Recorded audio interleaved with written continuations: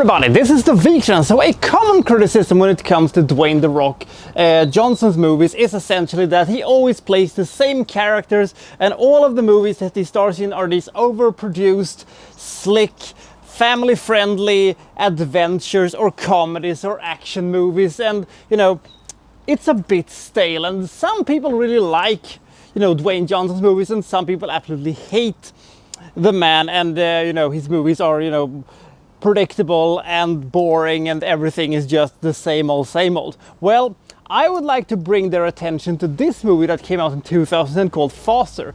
Why this movie is called Faster, I don't know. This was, you know, around the same time as Dwayne Johnson started to appear in the Fast and the Furious movie, and it did confuse me a little bit if there's some kind of a, you know, prequel or anything like that, but no, it isn't. This is a very, very good and very underrated movie, but what it is about, and do you think you're going to like it or not? That's what we're gonna find out today. This is my review of Faster.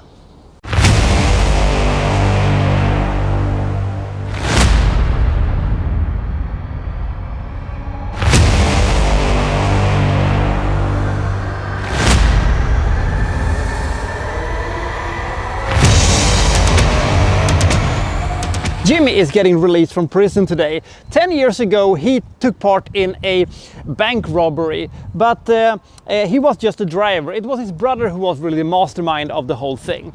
But the thing is that they were ambushed by another crew who, you know, took the money and executed Jimmy's brother in front of his eyes. And now Jimmy has only one thing on his mind: revenge. The second he walks out of the prison, he just goes to the scrapyard where a black, huge muscle car awaits him, and in the glove box is this snub-nosed hand cannon of some description.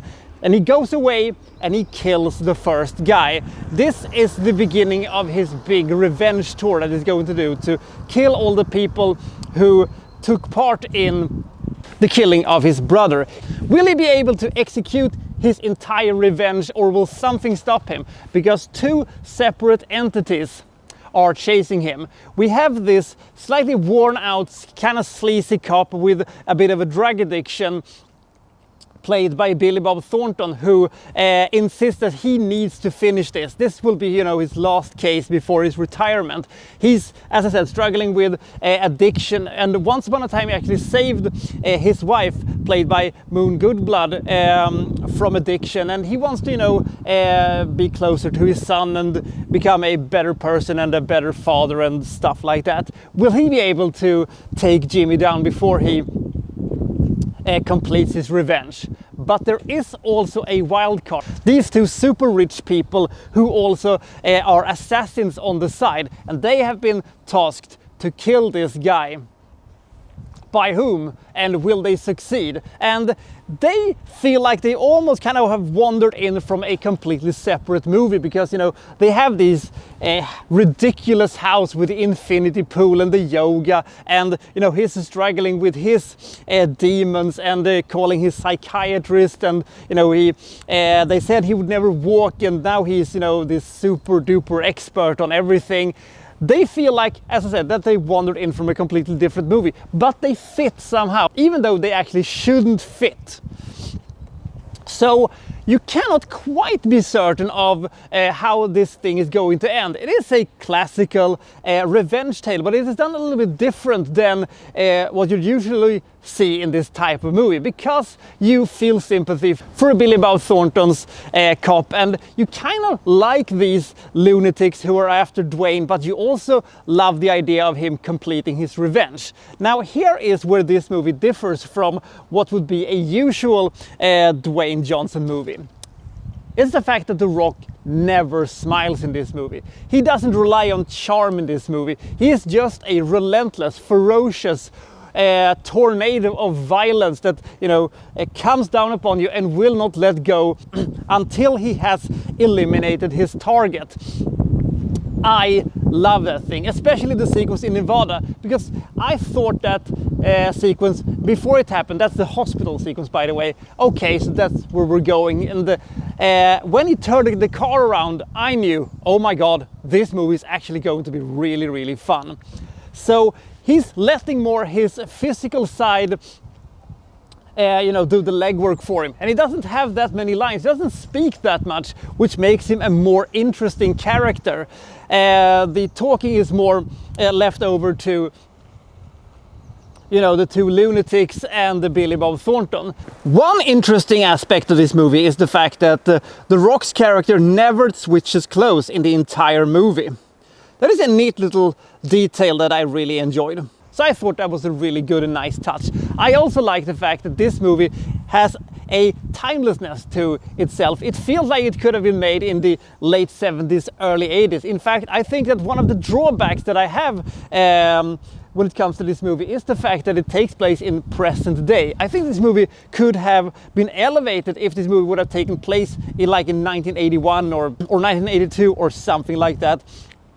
It would have given the movie an even bigger timelessness over it. And now the $24 million that this movie had for a budget may not have been enough to, place this movie in a different time era, but I don't know. The thing is that this movie is fast-paced, it is a joy to watch, it's very entertaining. Some of the action sequences are very good, the tension is there, and you have these sequences that are quite amazing. And the fact is that we do work in a more shades of grey area when it comes to how this movie is presented. Is very, very nice. I like that a lot. In general, good acting from both The Rock, we'll get to him in a second, and from our side characters, and we are allowed to spend the time with our side characters and getting to know them, which also made this movie feel a lot more well-rounded. And the fact is that they were able to do that in under 100 minutes. That was a huge plus when it came to this movie. The ending might be a little bit predictable, but it made sense, and I really appreciated what they did.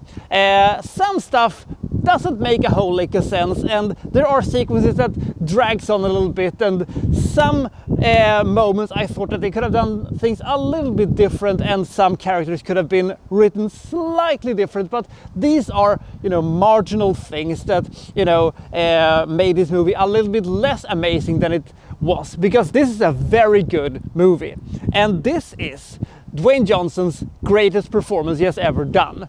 I don't know how the upcoming cage fight movie is going to be received, but for now this is the best performance he has done, and you getting the sense that this was an untapped source. You could have created a completely different version of Dwayne Johnson 15 years ago if they would have chose to do that, but his bank account is probably more happy that they did the classical Dwayne Johnson movies for the past 15 years rather than this. But I think that this is the most compelling character he has ever played, and this is probably one of the most fascinating movies he has ever done. It's not, some kind of a super classic or anything like that, but there are shades of an absolute masterpiece lying here. Still, I think this is a very cool thriller that has a lot of things working in its favor, and this is the best example of less is more to create a very, very compelling revenge tale,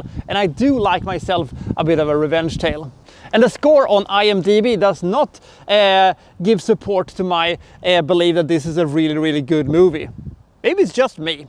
One little weird factoid about Faster is the fact that this is actually the first action movie that The Rock had made since 2005. By the way, that was the movie Doom. People usually associate him just with doing all of these big budget action movies, but actually there was a 5-year stretch where he just made comedies and family pictures. That's a little bit weird. I didn't think about that until now. Maybe the fact that it is George Tillman who has made this movie that made this movie quite a special little experience, considering that he usually doesn't do action movies. The movie may be a little bit predictable, and the quote-unquote twist that they have in the end, some people might see that coming a mile away, but I kind of like it, and it made sense, and it made for a very, very cool finish to the whole thing. This is not a Fast and the Furious type of a movie with ludicrous action set pieces and stuff like that. This is an R-rated, violent and quite ferocious action thriller. I give Faster 77 points. If you've never seen this movie, I really recommend it, because this is a movie that should have been a cult movie almost, and being called Dwayne's lost masterpiece or something like that, but people seem to have forgotten this movie quite fast, pun intended. So do you like Faster, or do you think that it is an overrated movie? Comment below and I'll see you next time from Well So and So reviewing, well, such and such. Thank you for watching. Thank you very much.